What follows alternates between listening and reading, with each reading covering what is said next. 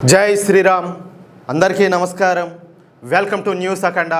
నేను మీ కస్తూరి శ్రీధర్. మిత్రులారా, రష్యా నుంచి చమురు కొనుగోలు చేస్తున్న దేశాలపైన మరింత ఒత్తిడి పెంచేందుకు అమెరికాలో మరొకసారి ఆంక్షల అస్త్రం బయటకు వచ్చింది. రష్యా నుంచి చమురు అలాగే గ్యాస్ దిగుమతి చేసుకునేటటువంటి దేశాలపైన భారీ స్థాయిలో పన్నులు విధించే అధికారాన్ని అమెరికా అధ్యక్షుడికి ఇచ్చే విధంగా ఒక కొత్త బిల్లు అయితే ముందుకు వచ్చింది. సహజంగానే ఇక్కడ అందరి చూపు కూడా మన భారతదేశం పైనే పడుతుంది. ఎందుకంటే ప్రస్తుతం రష్యన్ ఆయిల్ ను భారీ స్థాయిలో కొనుగోలు చేస్తున్న దేశాల్లో మన భారతదేశం ముందు వరుసలో ఉండాలి. మరి అమెరికా ఆంక్షలు మరింత కఠినతరం అయితే భారత్ ఏం చేస్తుంది? రష్యన్ ఆయిల్ ను వదిలేస్తుందా, లేకపోతే అమెరికా ఒత్తిడికి తలగుతుందా, లేదా ఇప్పటికే మరో లెక్కతో ముందుకు వెళ్తుందా?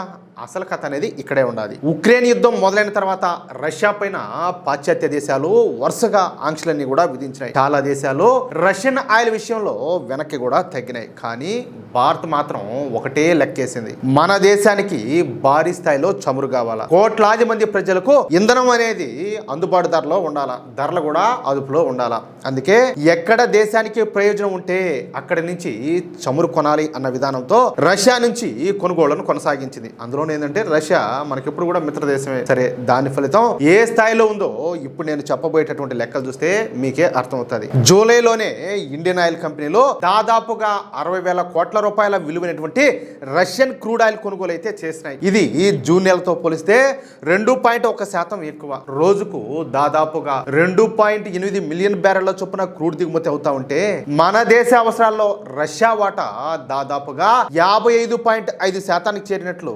తెలుస్తుంది.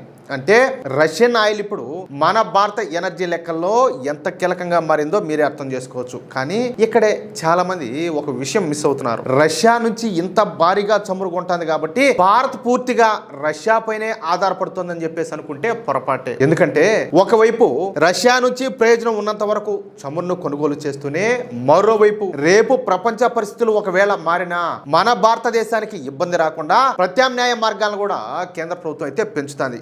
అసలు మోడీ ప్రభుత్వ ఎనర్జీ స్ట్రాటజీలో కీలకమైన పాయింట్ ఏంటయ్యా అంటే ఇదే. అది మాటల్లో కాదు, లెక్కల్లో కూడా కనిపిస్తుంది. గతంలో మన భారతదేశం కేవలం 6 దేశాల నుంచి ఎల్ఎన్జీని దిగుమతి అయితే చేసుకునేది. ఇప్పుడు ఆ సంఖ్య 15 దేశాలకు చేరింది. అలాగే క్రూడ్ ఆయిల్ విషయానికి వస్తే గతంలో 27 దేశాల నుంచి దిగుమతి చేసుకుంటే ఇప్పుడు ఏకంగా 41 దేశాల నుంచి కొనుగోలు చేసే స్థాయికి భారత్ తన సరఫరా నెట్వర్క్ అయితే విస్తరించింది. అంటే ఒక దేశం దగ్గర సమస్య వచ్చినా భారత్ కు మరో దేశం ఉంటుంది, అక్కడ సమస్య వచ్చినా ఇంకో మార్గం ఉంటుంది. ప్రపంచంలో ఎక్కడ తక్కువ ధరకు మంచి ఇంధనం దొరికినా దాన్ని ఉపయోగించుకునే అవకాశం మన చేతిలోనే ఉండే విధంగా వ్యవస్థ అంతా కూడా మోడీ ప్రభుత్వం విస్తరిస్తుంది. ఇప్పుడు ఈ అమెరికా ఆంక్షల బిల్లు దగ్గరికి మళ్ళీ వద్దాం. రష్యా నుంచి చమురు అలాగే గ్యాస్ కొనుగోలు చేసేటటువంటి దేశాలపైన చర్యలు తీసుకునే అధికారాన్ని అమెరికా అధ్యక్షుడికి ఇచ్చే విధంగా బిల్లు ముందుకొచ్చినా ఇంధన భద్రతను దృష్టిలో పెట్టుకుని కొన్ని దేశాలకు మినహాయింపు ఇచ్చే అవకాశం కూడా ఇందులో ఉండటం అనేది చాలా కీలకమైన అంశం.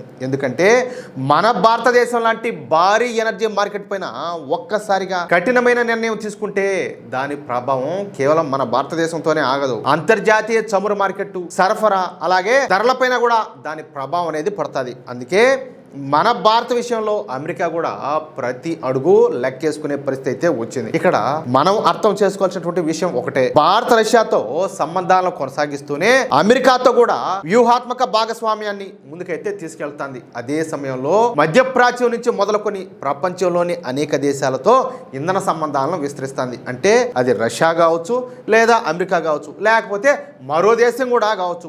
ఎవరి కోసం భారత్ తన ప్రయోజనాలను పక్కన పెట్టాల్సిన అవసరం లేదన్న విధంగా ప్రత్యామ్నాయాలను అయితే పెంచుకుంటుంది. ఒకప్పుడు ప్రపంచంలో ఏది ఈ అగ్రదేశాల మధ్యన గొడవ వస్తే భారత్ ఏ వైపు నిలబడుతుంది అనే ప్రశ్న వచ్చేది. ఇప్పుడు పరిస్థితి అనేది పూర్తిగా మారిపోయింది. భారత్ ఎవరి వైపు నిలబడుతుంది అన్నదానికంటే భారత్ తన ప్రయోజనాల కోసం ఏం నిర్ణయం తీసుకుంటుంది అన్నదే ముఖ్యం అవుతుంది. రష్యాతో స్నేహం ఉంటుంది, అమెరికాతో భాగస్వామ్యం కూడా ఉంటుంది, కానీ నిర్ణయం మాత్రం భారత్దే. అంతేగాని ఈ రాహుల్ గాంధీనో లేకపోతే మరొకరు అన్నట్టు ఏ దేశం చేతిలోనో లేకపోతే ఏ నాయకుడి చేతిలోనో భారత్ ఎప్పటికి కూడా కీలుబొమ్మ కాదు. అది ఆ రోజులో అయితే పోయినాయి. ఎందుకంటే మనకు కావాల్సింది ఎవరో ఒక దేశానో లేకపోతే ఒక నాయకుడినో సంతోషపెట్టడం కాదు, భారత ప్రజల ప్రయోజనాలను కాపాడడం. అందుకే ఈ మొత్తం వ్యవహారాన్ని కేవలం రష్యన్ ఆయిల్ కథగా చూడకూడదు. ఒకవైపు అవసరమైన చోట చౌకగా చమురు కొనడం, మరోవైపు ఎల్ఎన్జి సోర్సులను 6 నుంచి 15 దేశాలకు పెంచడం, క్రూడ్ ఆయిల్ సోర్సులను 27 నుంచి 41 దేశాలకు విస్తరించడం. రేపు ప్రపంచంలో ఎలాంటి పరిస్థితి వచ్చినా మన ఇంధన సరఫరాకు ఇబ్బంది రాకుండా ముందుగానే ప్రత్యామ్నాయాలను సిద్ధం చేసుకోవడం. ఇదంతా కూడా మన నరేంద్ర మోడీ గారి వ్యూహంలో భాగం. అర్థమైందా? చూడండి ఐడియాలజీ అనేది ఎట్లుందా అయింది. చివరికి లెక్క అనేది మాత్రం చాలా సింపుల్. ఎక్కడ దేశానికి లాభం ఉంటే అక్కడ డీల్ చేయాలి, కానీ ఏ ఒక్క దేశం చేతిలో మాత్రం చిక్కుకోకూడదు. ఎవరు ఎంత ఒత్తిడి తెచ్చినా చివరి నిర్ణయం భారత ప్రయోజనాల ఆధారంగానే ఉండాలి. రష్యాతో స్నేహమైన, అమెరికాతో భాగస్వామ్యమైన, అన్నిటికంటే ముందు మన భారతదేశం. అదే మన ఇండియన్ ఫస్ట్.